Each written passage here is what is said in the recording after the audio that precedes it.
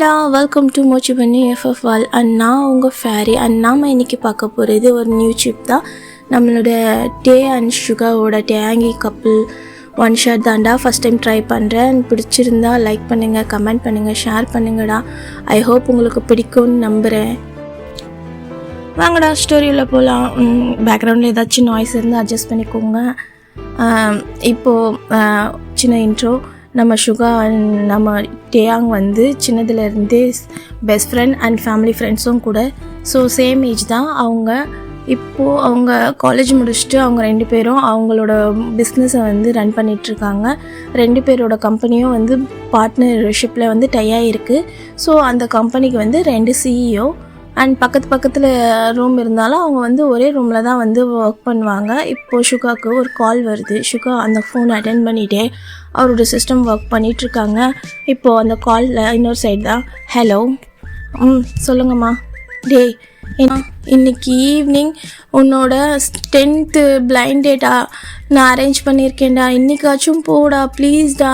10 blind data arrange பண்ணிட்டேன். இது வரைக்கும் எந்த பிளைண்ட் டேட்லேயும் நீ போய் யாரும் கேட்குறவங்க எல்லாம் ஒன்று நோ சொல்லிடுறாங்க, இல்லைன்னா அவங்க மொபைலே சுவிட்ச் ஆஃப் பண்ணிவிட்டு போயிடுறாங்க. என்ன தாண்டா பேசுகிறேன், எனக்கு ஒன்றுமே புரிய மாட்டேங்குதுடா. என்ன தாண்டா உனக்கு பிரச்சனை? கேர்ள் பிடிக்குதா, பாய் பிடிக்குதா? நான் யூனிசெக்ஸாக தான் நான் உனக்கு வந்து அரேஞ்ச் பண்ணுறேன். பட் உனக்கு யாரையுமே பிடிக்கலையா? என்ன தான் பேசுகிறேன் நீ? உனக்கு மேரேஜ் பண்ணுற ஐடியா இருக்கா இல்லையா? பிஸ்னஸே கட்டிட்டு அலப்போறியா? எனக்கும் பேர பசங்களை பார்க்கணுன்னு ஆசை இருக்காதா? ஒரே பிள்ளையாக வளர்த்துட்டு எனக்கு எவ்வளோ கஷ்டமாக இருக்குதுன்னு சொல்லிட்டு பயங்கரமாக புலம்புறாங்க. இந்த சைடு சுகா அவரோட ஒரு ஹேரை வந்து அப்படியே க்ளோஸ் பண்ணிவிட்டு அப்படியே ஒரு கண்ணை அப்படியே க்ளோஸ் பண்ணிவிட்டு, காலையிலேயே ஏன் இந்த மாதிரி எனக்கு கால் பண்ணி டார்ச்சர் பண்ணுறீங்க? நான் எதுவுமே பண்ணலம்மா, நம்புங்கம்மா. அந்த பிளைண்ட் டேட்க்கு நான் போய் உட்காரும்போது அங்கே யாருமே வரதே இல்லை. நீங்கள் என்னமோ சொல்கிறீங்க நான் அரேஞ்ச் பண்ணுறேன்ட்டு. வரவங்க கூட இல்லை, எனக்கு இந்த மாதிரி இந்த டேட்டில் இன்ட்ரெஸ்ட் இல்லை, நான் ஆல்ரெடி கமிட்டட் அப்படின்னு சொல்லிட்டு போயிடுறாங்க. நீங்கள் என்னமோ அப்படிலாம் பேசுகிறீங்க, எனக்கு ஒன்றும் புரியல. சரி ஓகே, எத்தனை மணிக்கு டேட் அப்படின்னு கேட்குறாங்க. இப்போ அவங்க அம்மா தான் இந்த மாதிரி ஒரு ஹோட்டலில் அண்டு ஒரு ரெஸ்டாரண்ட்டோ அண்ட் அந்த டேட் டைமும் சொல்கிறாங்க. ஈவினிங் ஒரு 4:30. தயவு செஞ்சு போடா, இதாச்சும் ஓகே பண்ணுடா அப்படி சொல்கிறாங்க. ஓகேம்மா நான் போகிறேன். எனக்கு ஒரு 4 o'clock வந்து ரிமெம்பர் பண்ணிடுங்க. என்ன பண்ணி என்ன பிரயோஜனம்? எதுக்கும் பிரயோஜனம் இல்லை போ அப்படின்னு சொல்லிட்டு அவங்க சலிப்பாக ஃபோனை வச்சுடுறாங்க. இப்போ சுகா தான் மண்டையில் காயுது செம்மையாக. என்ன தான் நடக்குதுன்னே தெரியல. எங்கள் அம்மாவும் இது வரைக்கும் ஒரு 10 பிளைண்ட் டேட் கிட்ட அரேஞ்ச் பண்ணிருச்சு. வர்றவன் எவனும் என்னை பார்த்தாலே பயப்படுறா.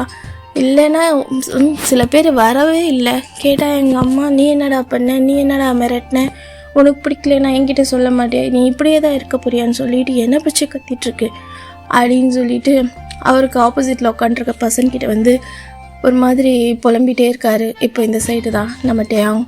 சரி விட்றா, அம்மா ஆசைப்படுறாங்க, இந்த வாட்டியாச்சும் வர பர்சன் உனக்கு ஓகேவாக தான் இருப்பாங்க அப்படின்னு சொல்லிட்டு ஒரு மாதிரி சேட் ஐஸில் அவர் பார்க்குறாங்க. பார்த்துட்டு சரி எத்தனை மணிக்கு டேட் அப்படின்றாங்க. 4:30. ஓகே நான் உனக்கு ரிமெம்பர் பண்ணுறேன் அண்ட் நான் பார்த்துக்கிறேன், நீ போயிட்டு வா அப்படி சொல்கிறாங்க. இப்படியே லன்ச் முடிச்சுட்டு இப்போ டைம் ஈவினிங் ஆகுது. இப்போ சுகா தான் நம்ம டேயாங்கிட்ட, நீ பார்த்துக்கட, நான் போயிட்டு வர, இல்லைன்னா அம்மா என்னை பேய் மாதிரி கற்றுவாங்க சரியா அப்படின்னு சொல்லிட்டு ஒரு மாதிரி டென்ஷனாகவே போகிறாரு. இன்றைக்காச்சும் அந்த பர்சன் வருவாங்களா இல்லையான்னு தெரில அப்படி சொல்லிவிட்டு இப்போது அவர் போனதும் அந்த ரெஸ்டாரண்ட்டுக்கு போய் வெயிட் பண்ணிகிட்ருக்காங்க. ஒரு 15 minutes ஆகுது. டைம் இப்போது 4:45 ஆகுது. இன்னும் யாரும் வர காணோம். இப்போது அவங்க அம்மாவுக்கு தான் அவர் ஃபோன் பண்ணுறாரு. நான் வந்து 15 minutes ஆகுது, இன்னமும் நீ சொன்ன ஆள் வரவே இல்லை, என்னதான் அம்மா பண்ணி வச்சுருக்கீங்க அப்படின்ட்டு. எனக்கு 5 minutesக்கு முன்னாடி தான் அவன் ஃபோன் பண்ணான். ஆல்ரெடி நான் பேசிட்டேன். எனக்கு உங்கள் சன்னை பிடிக்கவே இல்லை, ரொம்ப ரூடாக இருக்காருன்னு சொல்லியிருக்காங்க. என்ன சொல்கிறேன்? நான் இங்கே தானே உட்காண்ட்ருக்கேன். நீ எந்த ரெஸ்டாரண்ட் போனேன்? நான் அதே ரெஸ்டாரண்ட்டில் தான் இருக்கேன். எந்த டேபிளில் உட்காண்ட்ருக்கேன்? நான் டேபிள் நம்பர் 10. டேபிள் நம்பர் 10ஆ? அப்படியா? தெரியலையே. அந்த ரெஸ்டாரண்ட் தானே சொன்னாங்க. நான் உனக்கு புக் பண்ணது டேபிள் நம்பர் 10 கிடையாது. நான் உனக்கு புக் பண்ணது டேபிள் நம்பர் 2 தானே. என்ன நீ தானம்மா சொன்ன 10ன்னு? இல்லையே, நான் உனக்கு மெசேஜ் பண்ணது டேபிள் நம்பர் 2 தான். மெசேஜ் பண்ணிங்களா? சரின்ட்டு அவர் வந்து இப்போ வந்து டேபிள் நம்பர் 2 எங்கே இருக்குதுன்னு செக் பண்ணிவிட்டு போகிறாங்க. போய் பார்த்தாங்க யாரும் இல்லை. சரி, அவரும் டென்ஷன் ஆகிட்டு கிளம்பி போயிடுறாரு. அவருக்கு ஒரே கன்ஃபியூஷனாக இருக்குது. இப்போது நான் லாஸ்ட்டாக 15 டேட் ஆகிடுச்சி. இப்போது 15 டேட் அப்போது ஒரு பர்சன் அவர் பிளைண்ட் டேட்க்கு வெயிட் பண்ணிட்டுருக்கும்போது அந்த பிளைண்ட் டேட்க்கு ஃபிக்ஸ் பண்ண அந்த பர்சன் வந்து பேசியிருப்பாங்க சுகா கிட்டே. நீங்கள் தான் சுகாவா? ஆமாம் நான் தான். சொல்லுங்கள் என்ன அப்படின்ட்டு. இந்த மாதிரி உங்கள் அம்மா அரேஞ்ச் பண்ண பிளைண்ட் டேட்க்கு வந்து அந்த பர்சன் நான் தான். ஓகே உட்காருங்க, ஹாய் ஹலோ அப்படின்றாங்க. இல்லை இருக்கட்டும். அண்ட் இப்போ தான் நான் உங்கள் பாய் ஃப்ரெண்டை மீட் பண்ணிவிட்டு வரேன். அவங்க சொன்னாங்க நீங்கள் 2 பேரும் லவ் பண்ணுறீங்க அப்படின்னு சொல்லிட்டு. ஸோ தேவையில்லாமல் நான் எதுக்கு உங்களை டிஸ்டர்ப் பண்ணிவிட்டு நான் இன்ஃபார்ம் பண்ணிடுறேன் எனக்கு இந்த டேட்டில் இன்ட்ரெஸ்ட் இல்லைன்னு சொல்லி அப்படின்னு சொல்லிட்டு நல்ல பர்சனை தான் சூஸ் பண்ணியிருக்கீங்க, ஆல் தி பெஸ்ட் அப்படின்னு சொல்லிட்டு அவர் போயிடுறாரு. இப்போது அவருக்கு ஒரே கன்ஃபியூஷனாக ஆகுது. திரும்பி பார்த்தா அந்த பர்சனும் போயிடுறாங்க.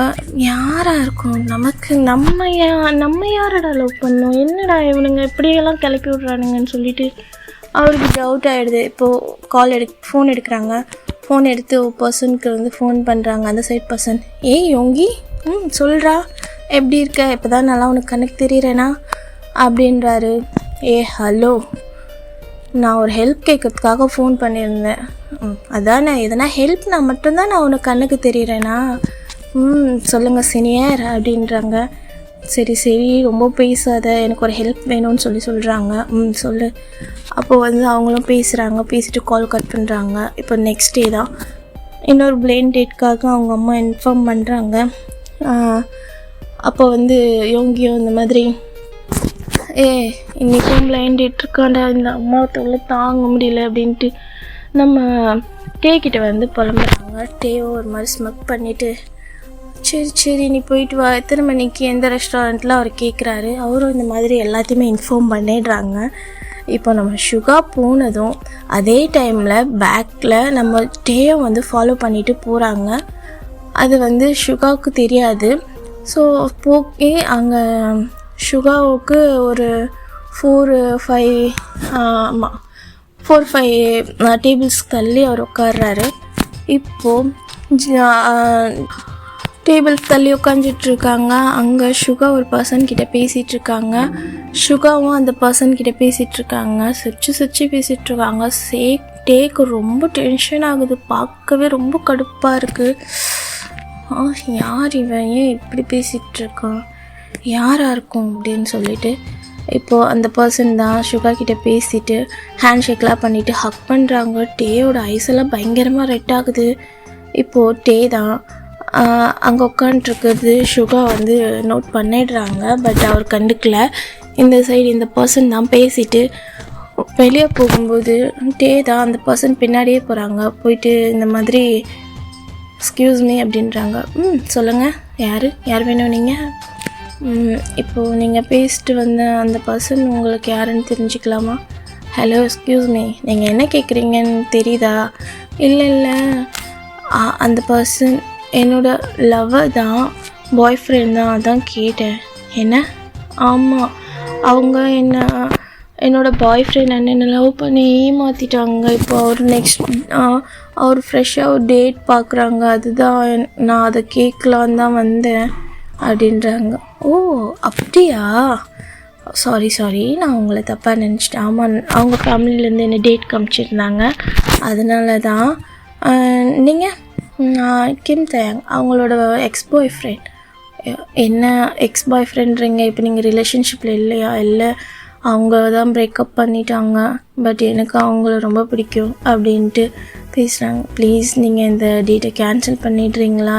நான் எப்படின்னா பேசி அவங்கள கன்வின்ஸ் பண்ணி நான் மேரேஜ் பண்ணிக்கணும்னு ஆசைப்படுறேன். ஓகே அப்படியா, சரி கண்டிப்பாக ஹெல்ப் பண்ணுறேன் அப்படின்னு சொல்லிட்டு அந்த பசங்களும் சிரிச்சுட்டே போயிடுறாங்க. இப்போது யோங்கி தான் இவங்க 2 பேர் பேசுறதை பார்த்துட்டு அவர் எதுவும் கண்டுக்காத மாதிரி ஆஃபீஸ்க்கு போயிடுறாரு. ஆஃபீஸ்க்கு போனால் ஒரு 5:30 அது மாதிரி இருக்கும். எங்கள் டேவும் வந்து அவர் வரதுக்கு முன்னாடி ஆஃபீஸில் போய் உக்காந்துடுறாங்க. இப்போ யோங்கி ஒரு மாதிரி நக்கலாக உள்ள வர்றாரு.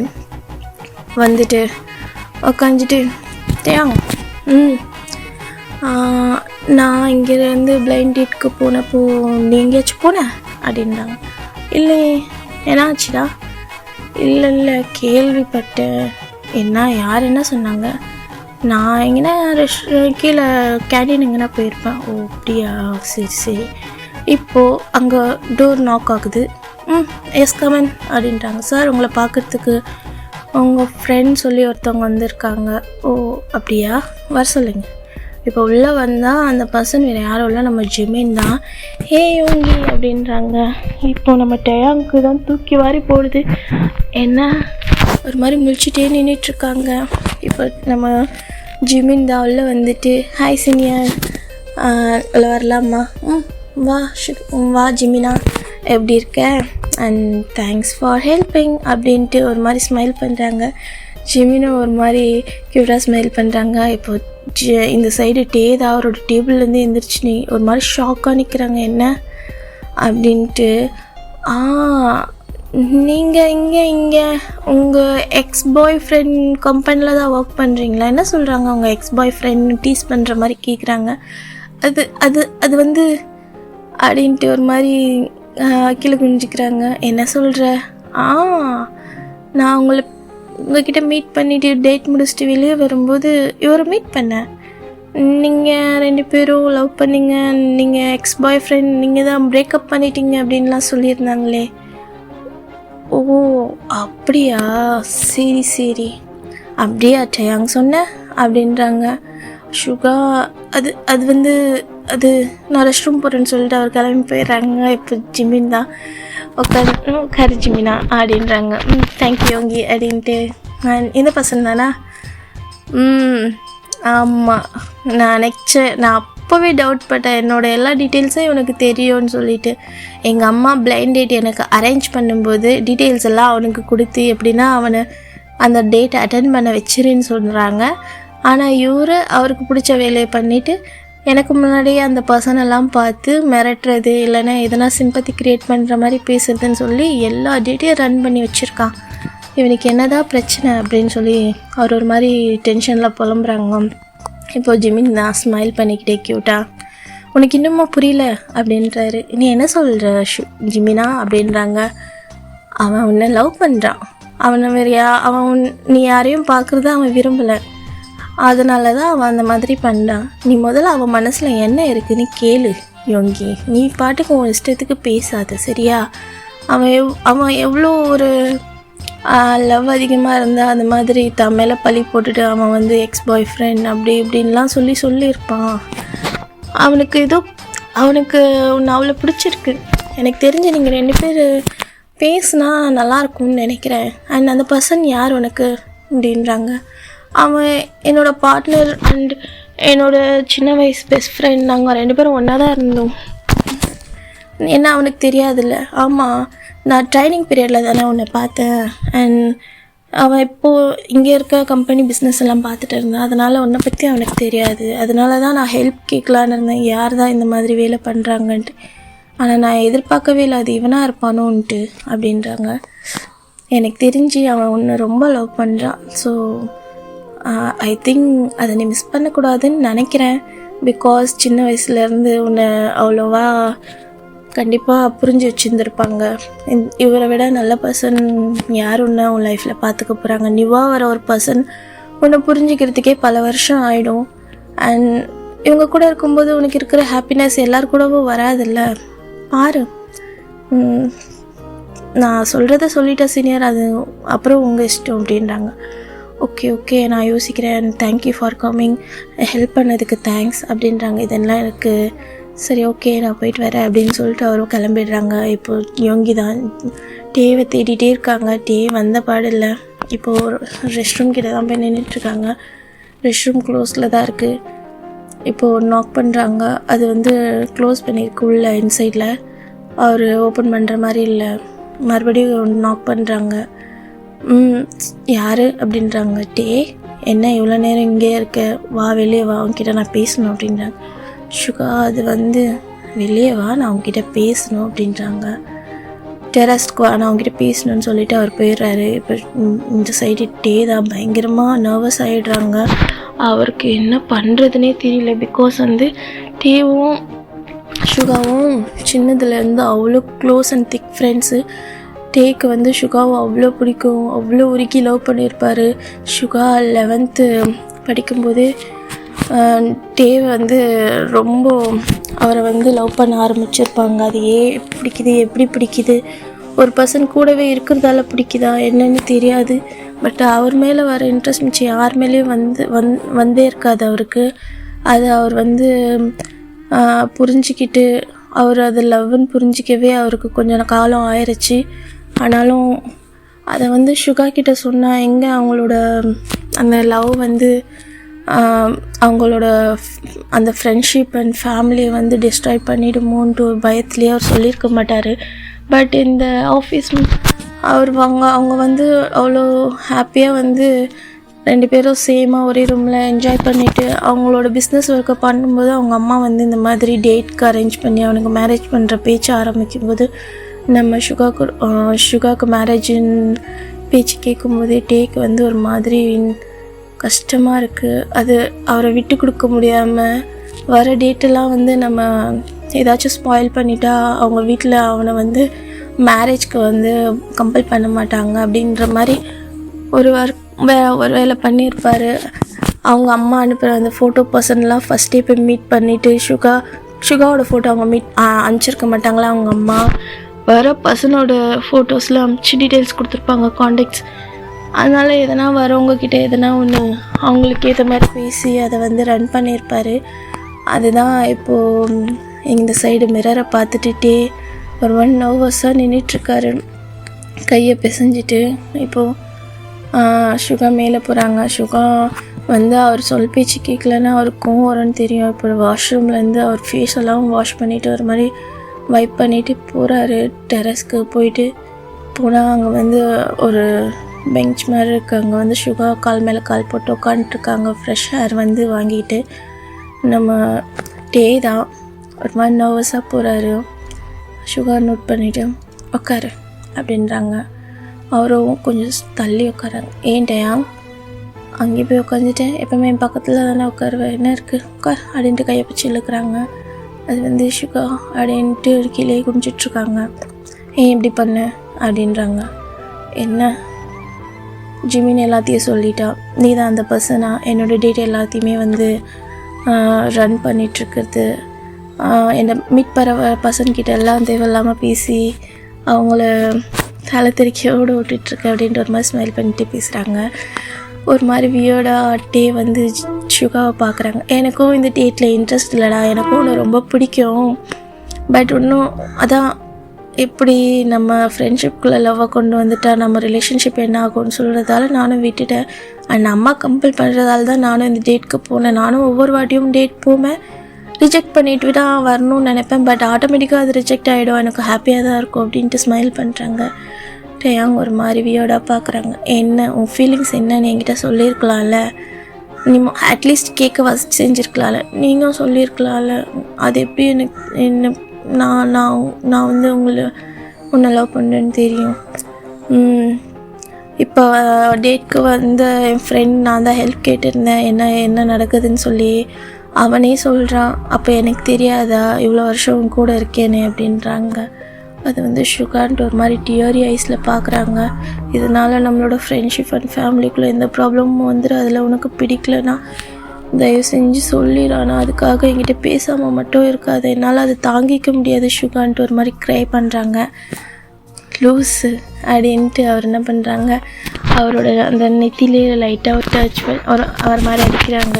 என்ன சொல்கிற, நான் என்ன சொல்கிறேன் காதல் இல்லையா, எனக்கோ உன்னை பிடிச்சிருக்கு, நீ என்கிட்ட சொல்லியிருந்தா நம்ம எப்போ கம்மிட்டாக இருந்திருக்கலாம், தேவையில்லாமல் இந்த டேட்லாம் வேறு அப்படின்னு. அம்மா என்ன சொல்லுவாங்க, ஆல்ரெடி என்னை விட அவங்களுக்கு உன்னை தான் ரொம்ப பிடிக்குது, கண்டிப்பாக நான் இப்போதைக்கு மேரேஜ் பண்ணால் போதும்னு இருப்பாங்க, கண்டிப்பாக ஒத்துப்பாங்கடா அப்படின்றாங்க. ஸ்மைல் பண்ணிவிட்டு தேங்க்யூ உங்க அப்படின்ட்டு டேவை போயிட்டு டைட்டாக ஹக் பண்ணிக்கிறாங்க. அப்படி டே லைட்டாக ஸ்மைல் பண்ணிவிட்டு தேவோட அந்த ஹேரை வந்து ரப் பண்ணி கொடுத்துட்ருக்காங்க. ஓகேடா, இதுவே ஒரு நல்ல ஹாப்பி எண்டிங்காக இருக்கும்னு நினைக்கிறேன். அண்ட் ஸ்டோரி மொக்கையாக இருக்கும்னு நினைக்கிறேன். பிடிச்சிருந்தா கமெண்ட் பண்ணுங்கடா.